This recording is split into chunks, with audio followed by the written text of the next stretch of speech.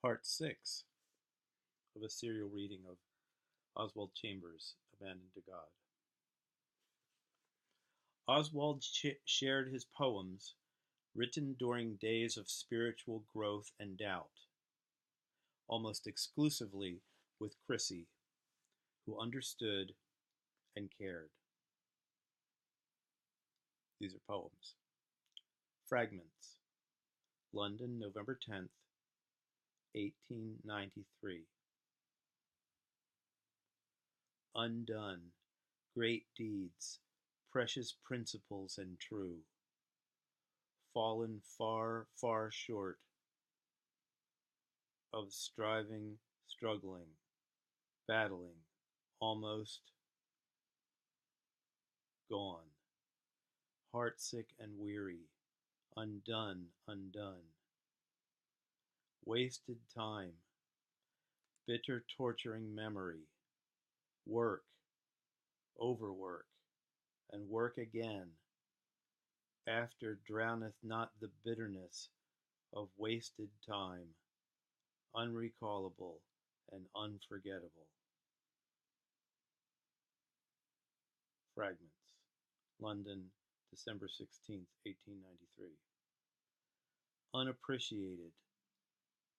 Great thoughts. Greater imaginings. Music. All executed. Patient waits. Dies. Unappreciated. Myself.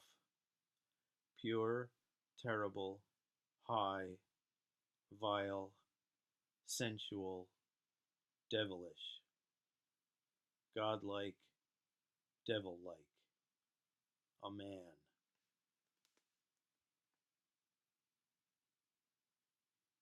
While Oswald's spiritual development was accelerating at Rye Lane Chapel, his artistic nature was experiencing a great deal of frustration.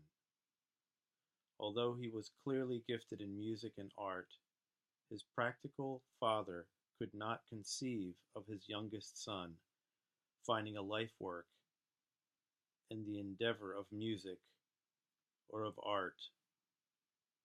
Art, his father thought, was a luxury, and earning a living was a necessity. Music was an enhancement of life and a pleasure, but not a secure source of income for a man. The pragmatic approach of the Reverend Clarence Chambers, no doubt, led to Oswald's being apprenticed to an engraver. By working under a skilled master for a prescribed time, Oswald could earn a small wage and become certified as a journeyman in the trade of engraving. The course of Oswald's life might have been much different had he not carelessly stepped off a tram one day and injured himself to such an extent that the newly begun apprenticeship as an engraver had to be cancelled. Oswald longed for further art training, but his father expressed a serious moral objection in addition to his practical concerns.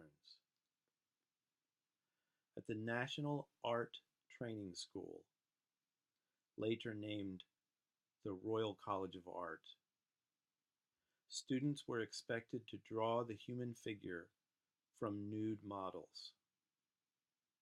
Seeing this as an abomination to God, Clarence could not approve of such a venture. Oswald loved his father, but did not agree with his father's view of art. To him, to Oswald, art was God's gift to make life on earth bearable. Poetry and music were not luxuries, but necessities. Another poem by Oswald called Insane. Insane, December 26, 1893. Insane, thus man proclaimeth the poetic.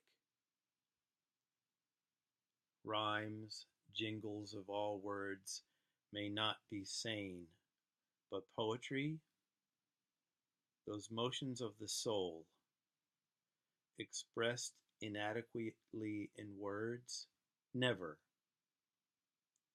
that dew descending on the heart, insanity, music, insanity, only if sanity be that hard, dry, mechanical monotony of so-called fact. But if that mechanical monotony of fact be but as the organ case, what then? The appreciation of the music insanity? Man, who is man? There's one, his creator, who gave those divine essences we call music, poetry, art, through which God breathes his spirit of peace into the soul. Mechanical monotony of so-called fact, whereby we in this clay do exist. God gave this too, and lo, death and his judgment descends on him who ignores this means sent for existence here, whilst training for existence hereafter. Likewise, on him who calleth those divine breathings puny and unreal, God comes in judgment, shutting his eyes to all the beautiful, his ears to all the altogether lovely, his mind to the pure and noble. Man, beware, God is a spirit, and they that worship him must worship him in spirit.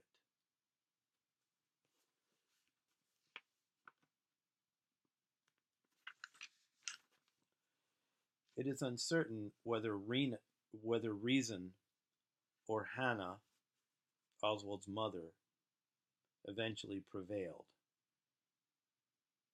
Perhaps it was the fact that an art master's certificate would enable Oswald to teach art in school and thus earn a living. Whatever the reasons, Clarence, Oswald's father, eventually relented, and Oswald enthusiastically seized the opportunity to continue his studies, reveling in the chance to train in his area of interest. The National Art Training School existed primarily to train teachers for the United Kingdom and to instruct those who wished to work as artists and designers in industry. Located just south of Hyde Park and next to the Royal Albert Hall, it served some 500 students in a variety of artistic disciplines. 5 days a week, for 2 years, Oswald journeyed from Peckham to South Kensington, immersing himself in artistic technique and principles. He performed particularly well in black and white, showing rare ability with pencil sketches. A large portrait of Beethoven done by him in 1893 portrays the deaf composer with a piercing eye and a determined set of jaw suffused with a kindness rarely seen in other depictions of Beethoven. Although not a national arts scholar with all fees paid, Chambers may have received some financial help through studentships that provided a weekly allowance towards the payment of school expenses. His older brothers, very likely contributed financially to this phase of Oswald's education.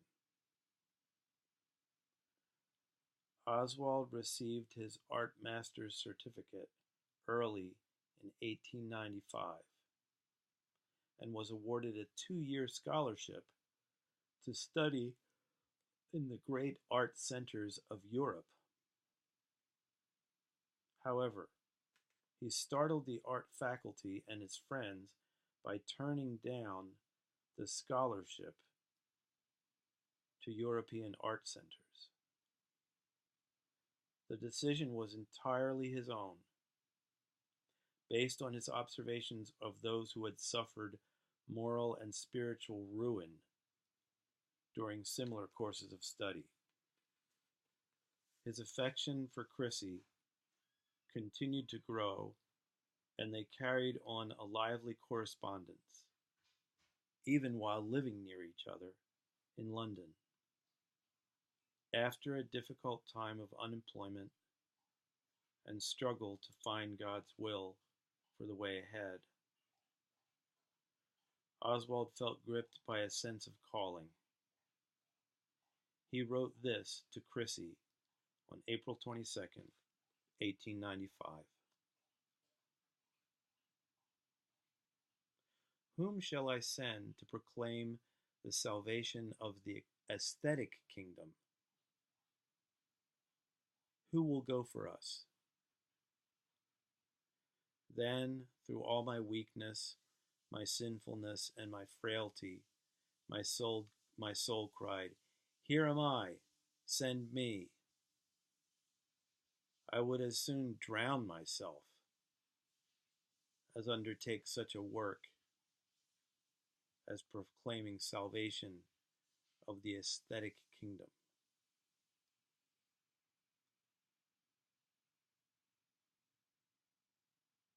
I would not undertake such a work unless He was with me, unless He called me, unless He sent me.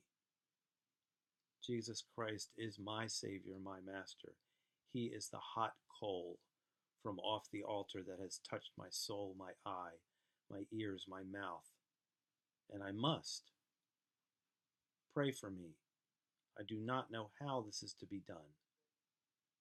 But there is something wrong somewhere, else Christians and art, music and poetry would not in their training be so opposed to Christ, mark you. It is the training that is wrong, not the visible works of music and art and poetry. Again I say, I do not know how this is to be accomplished. But if God calls, God will guide.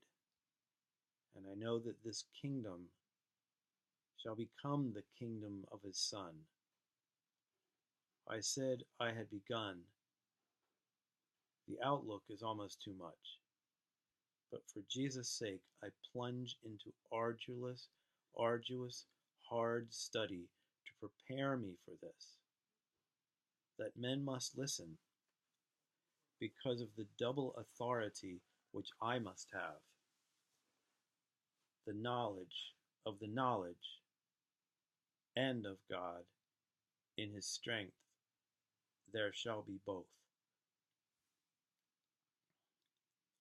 Ruskin struck the sin of that spirit of immorality with the sledgehammer of a champion. Ruskin, fired by the Spirit of Christ, and the kingdom of art trembled. That champion, Ruskin, is growing feeble now, and art is settling to the sensually responseful position of previous ages. Our Savior, as far as my limited knowledge goes, has no representative to teach, to reprove, to exhort. And, O Spirit of God, Thou knowest, an ambition, a longing, a love has seized me powerfully and has convinced me of the lack. I know my life work is in the almighty strength of Jehovah to the strike for the redemption, or rather, proving Christ's redemption for the aesthetic kingdom. There is much in all these already bowed to the kingship of Christ. But the spirit of art is too so sad in extent the spirit of immorality. The spirit of art is, to so sad an extent, the spirit of immorality. The kingdom of the aesthetics lies in a groveling quagmire, half fine and half impure. The kingdom of the aesthetics lies in a groveling quagmire. It is half fine and is half impure. There is a crying need for a fearless preacher of Christ in the midst of that kingdom of art. There is a need for a fearless writer, writing with the blood of Christ, proclaiming his claims in the midst of that kingdom of aesthetics. There is a need for a fearless lecturer, above pandering to popular taste, to warn and exhort. All the kingdoms of the world are to become Christ's kingdom, that artists, poets, and musicians are to become good and fearless Christians.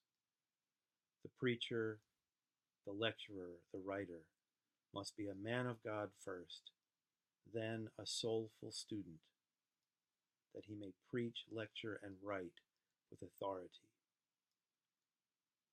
Methinks I have heard that cry, and have seen the beseeching look of Christ toward that kingdom, longing for it to be his own. It may be said that the ordinary minister can do this. Only a few can. The majority know not the love of beauty as an artist knows it. An artist, as a rule, will not heed ministers. The duty of ministers is to instruct the people out of the bigoted notions against art. It is for the man of God artist to enter this aesthetic kingdom and live and struggle and strain for its salvation and for its exaltation.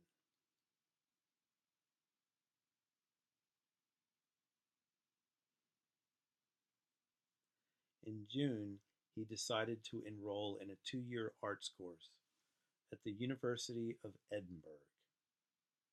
The rigorous program would provide valuable training, but leave him without a full university degree.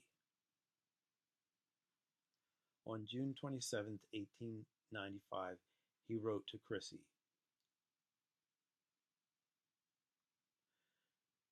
"Do not be too sorry that I cannot go in for a university curriculum. Maybe I shall be best without it. Seekest thou great things for thyself? Seek them not.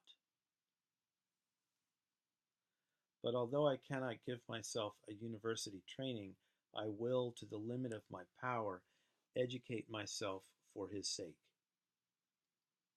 Oh, how much weaning it will take, how much discipline, before my life shines forth with the deep passion of my soul, for the sake of Jesus Christ. Perhaps I shall not be worthy until he has weaned me by a great sorrow. Perhaps I shall not be worthy until he has weaned me by a great sorrow." What the great sorrow will be, I do not know. Perhaps it will not be at all. As much as Chambers anticipated studying in Edinburgh, he felt the emotional pain of leaving his home, his church, and his friends. There would be no more evenings around the piano in Chrissy's home with George Oxer, Louis Bryan, and the others from Rye Lane Chapel.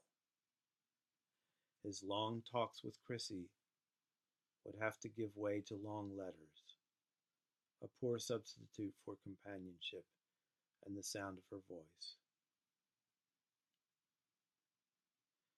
Before his departure for the university, Oswald and Chrissy spent a summer evening together in her home.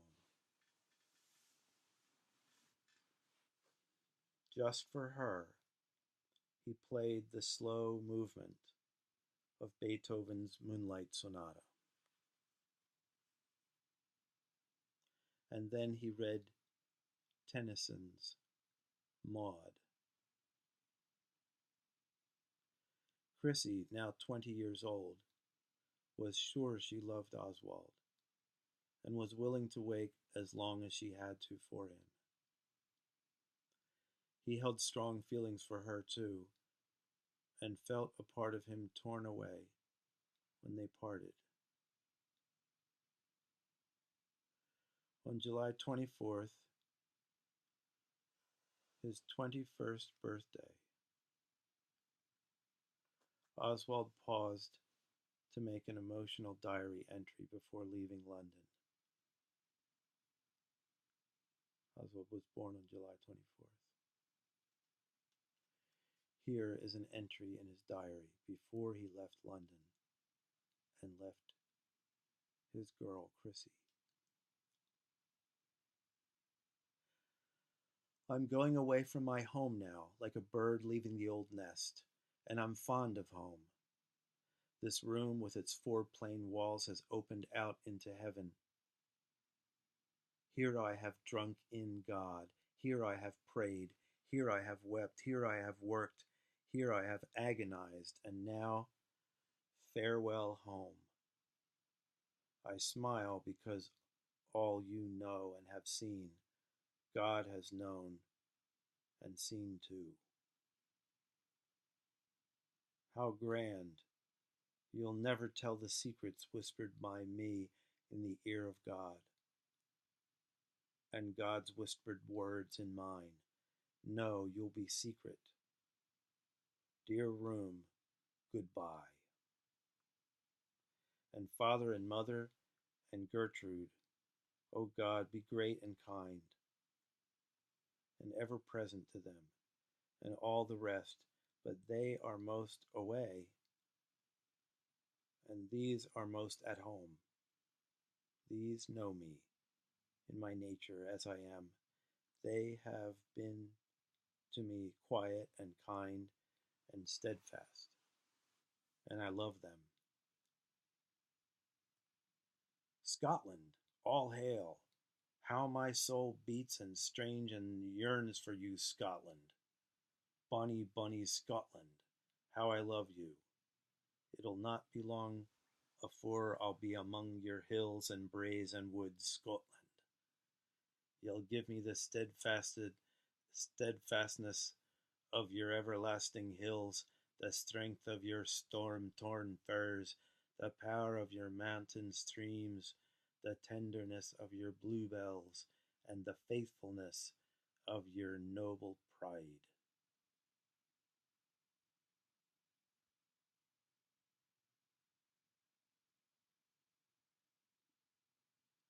Six years had passed since the boy of 15 had come with his family from Perth to the city of London, out of Scotland into England. Into London, a city so filled with devils and dreams. Oswald's heart, always tender towards God, had unreservedly embraced Christ as Savior, Master, and Lord in London. Now, after years of uncertainty, the way ahead seemed clear. The young man sped northward by train, alone, following what he felt was the unmistakable call from God. Mixed with that sense of calling was his own youthful idealism and a longing to accomplish something great, something profoundly important for God. After years of spiritual anguish and wrestling, the dreams had won, the devils were vanquished, and joy reigned supreme,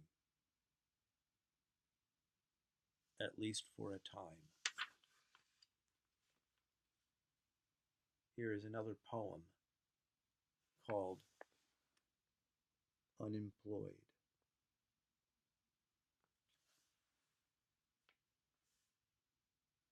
London, February 27th, 1895.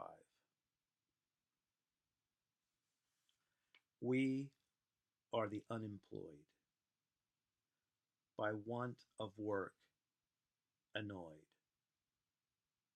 of rest and peace devoid. That's why we rave.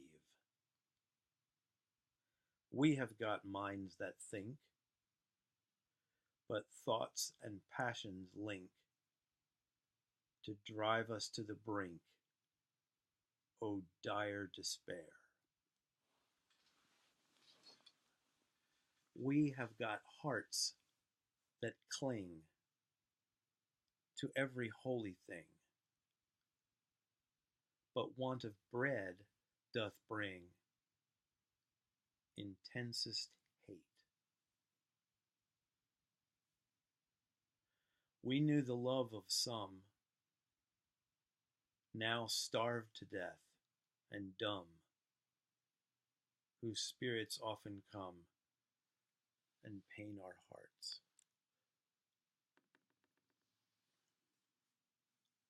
We feel our need to pray, but hunger rules the day. Starvation shrieks its sway. We must have bread. O God, our ranks are thin. Our children's eyes are dim. And must our women sin to gain us bread? O rise, great God, at last, ere reason's from us cast, and revolution's blast blacken our name. Wow, that's genius.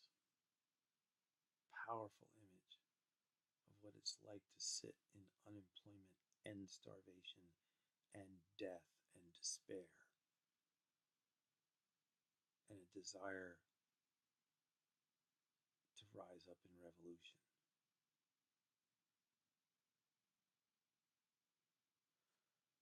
Okay, we're going to move on. Part 2. Quote, "It takes me a long while to realize that God has no respect for anything I bring him.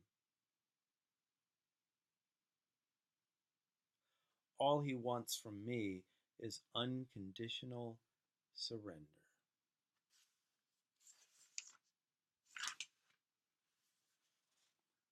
Edinburgh, Scotland, 1895 to 1897. As the train from London puffed its way past the luxuriant gardens of Princes Street and came to a stop in Waverley Station, Oswald felt he had come home. He treasured Scotland, the land of his birth, and was always careful to list his nationality as Scottish, never British or English. Edinburgh. How Oswald loved this city with its dark, sometimes brooding look, and its grand monuments to men and God. During past visits, he had stood on Calton Hill and gazed for hours at the city skyline. The graceful memorial to Sir Walter Scott towered 250 feet above the bustling shoppers and horse-drawn trams of Princes Street. Beyond it, on a high crag of volcanic rock, stood the imposing medieval castle. Looking left, down the Royal Mile, the spire of St. Giles Cathedral, the mother church of Presbyterianism, towered over the roofs of tenements. Chambers had begun life in the granite city of Aberdeen and had savored his boyhood in the fair city of Perth.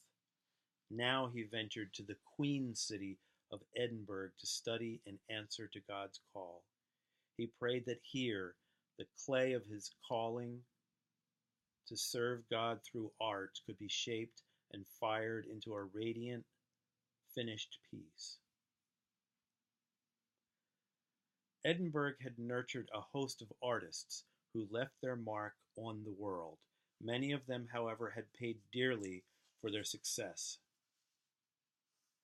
Sir Walter Scott reached the pinnacle of literary fame early in his life, but his later years were marred by broken health and the struggle to rise from bankruptcy. The acclaimed Robert Louis Stevenson, in the grave less than a year, had gained the world in a literary sense while turning from the spiritual heritage of his youth. Chambers had ample evidence that artistic endeavor, life-giving in its own right, could ferment a heady emotional brew that was both intoxicating and potentially lethal.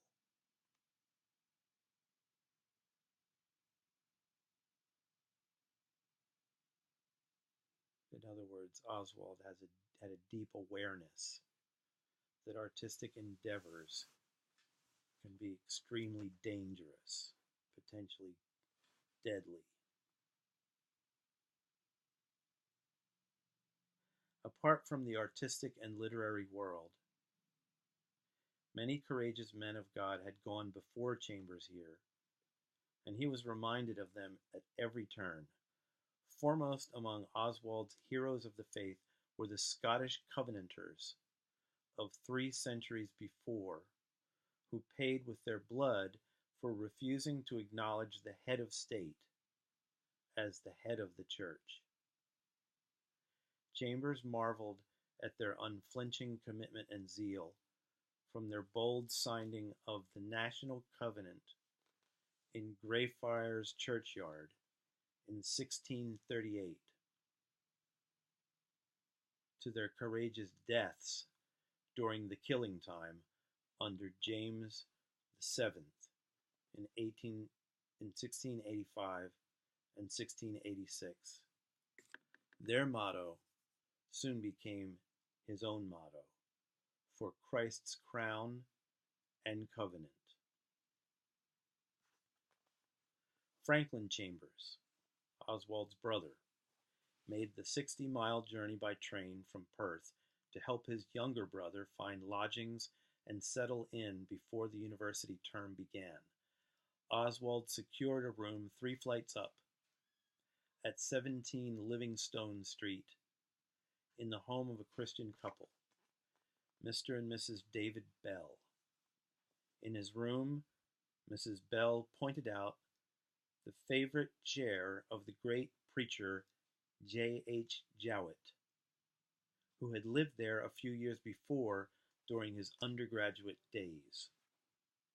With the room arranged and the door closed, the brothers knelt in prayer, asking, as did Elisha of Elijah, 2 Kings chapter 2, verse 9, asking that a portion of Jowett's spirit could come upon Oswald in this room.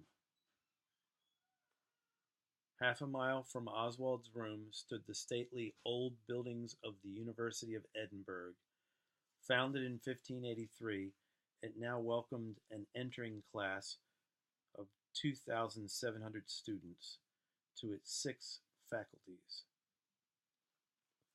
arts, science, divinity, law, medicine, and music.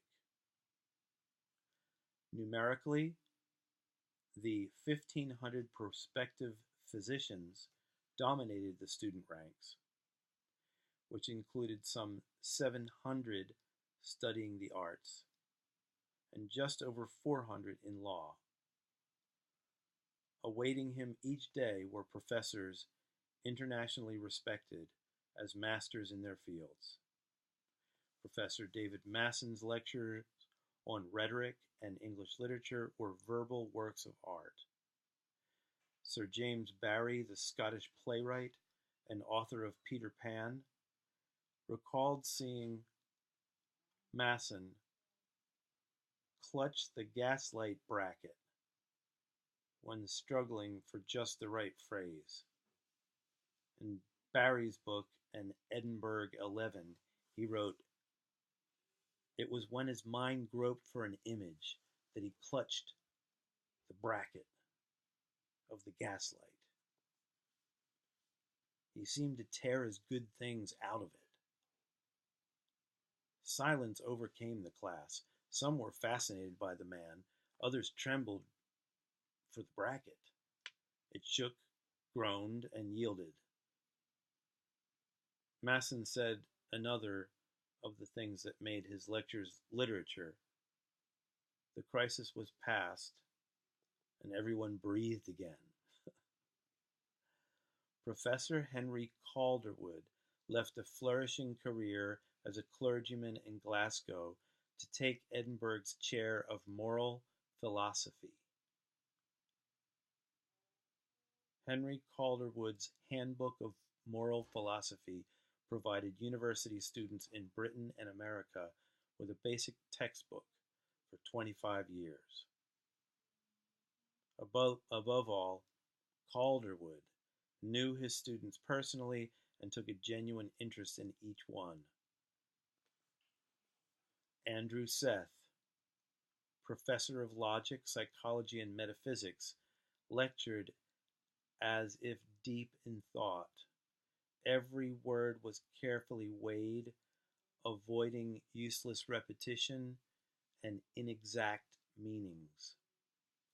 One student described his slow, labored style of lecturing as itself a valuable training in logic. Undoubtedly, the greatest academic influence on Chambers was Professor Gerald Baldwin Brown. Always called by his middle name, Baldwin Brown was entering his 15th year in the Watson Gordon Chair of Fine Art. In the autumn of 1895, every weekday at 3 p.m., Oswald Chambers and 6 other students assembled in the Fine Arts classroom for Brown's course on classical archaeology and the history of ancient art. Baldwin Brown was an energetic, athletic man, easily recognized in profile by his square chin, receding hairline, and thick brush-like mustache.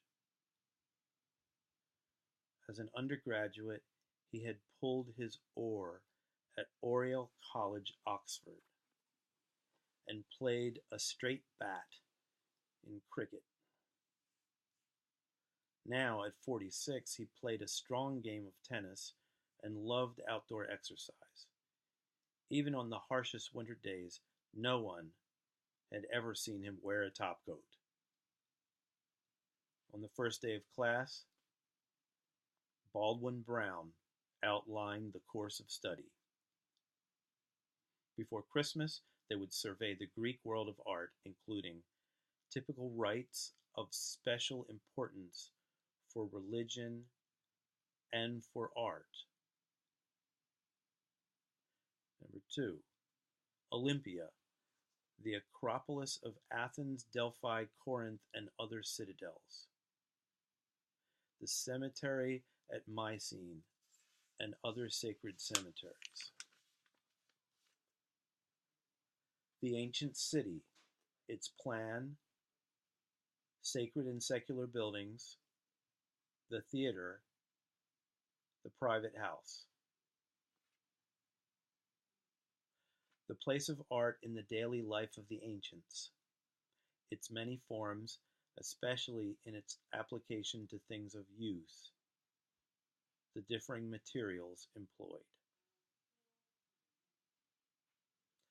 The life of the craftsman, and the technical methods and processes in use in the ancient world. The student scribbled notes furiously, trying to comprehend how all this would be covered in so little time. From there, the professor said they would move on to see how the study of artistic monuments illustrates classical and biblical literature and bears on historical investigation in general. Murray's Greek archaeology should be read at once. Gardner's Greek sculpture was to be read through before January. Baldwin Brown's rigorous standards were exceeded only by his personal scholarship and his fascinating lectures. The university student magazine, typically critical and often irreverent, referred to Brown's lectures as the most interesting course delivered in our university. Professor Brown was well versed in the scriptures, particularly the Old Testament, but he was equally at home with Michelangelo and the Sistine Chapel as he was with Hiram of Tyre and the religious antiquities of the Jews. His lectures created a hunger to travel the world and see what this man had seen. Brown infused the subject with vitality.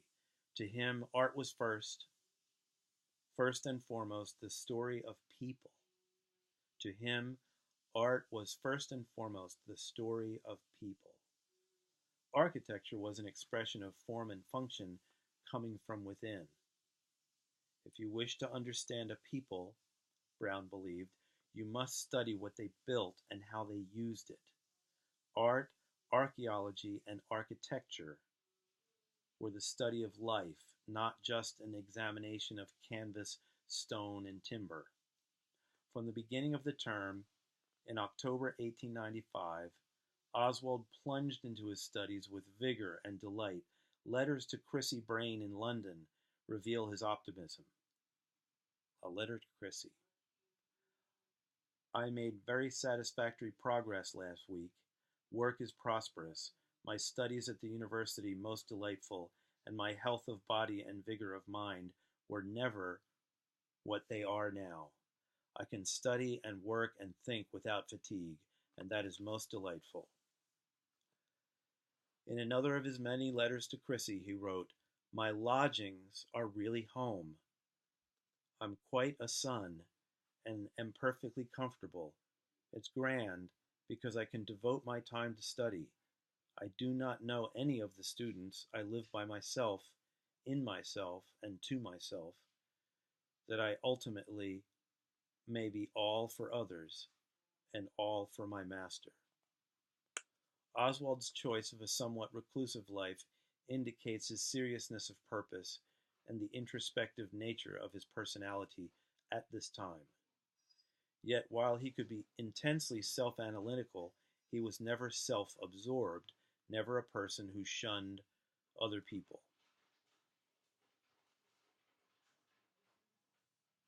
I'm going to stop there.